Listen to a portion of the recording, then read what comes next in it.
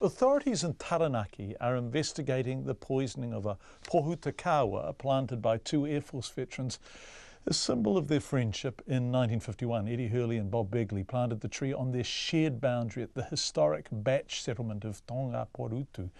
But it's now been drilled into and left clinging to life. Our Taranaki Whanganui reporter Robin Martin investigates.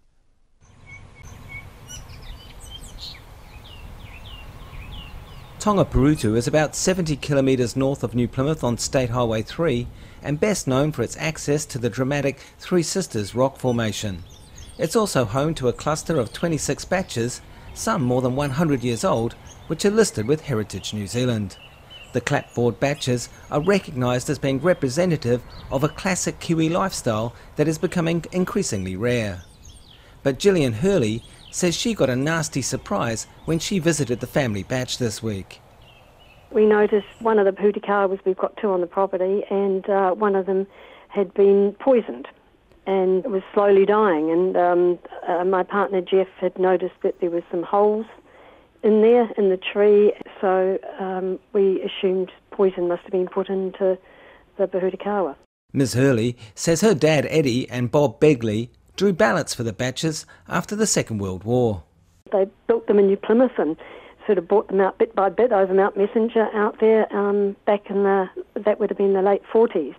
And they planted that tree. In fact, there was two trees planted, but that one there was planted next door, sort of next door to their batch, and it was sort of as a symbol of their friendship.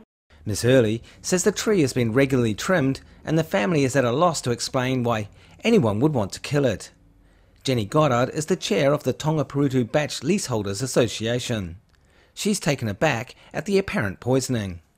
I'm appalled, absolutely appalled. We've got a really good community there, and I think we treasure that place incredibly dearly. And to think that someone's perhaps made a deliberate act of vandalism like this is really quite shocking. Ms Goddard couldn't explain why someone would attack the tree, but says there have been issues with security at the batches.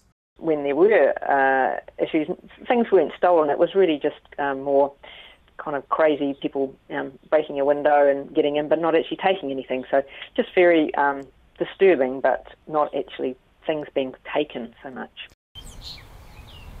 Out at Taranaki, the few batch owners about were at a loss to explain the tree poisoning. Lloyd Magan has only had a batch at the settlement for about 12 months and is renovating. He's nonplussed at the tree incident. Yeah, I don't know really, I don't live down that part, so I don't really have much to do with it, but no, I don't know.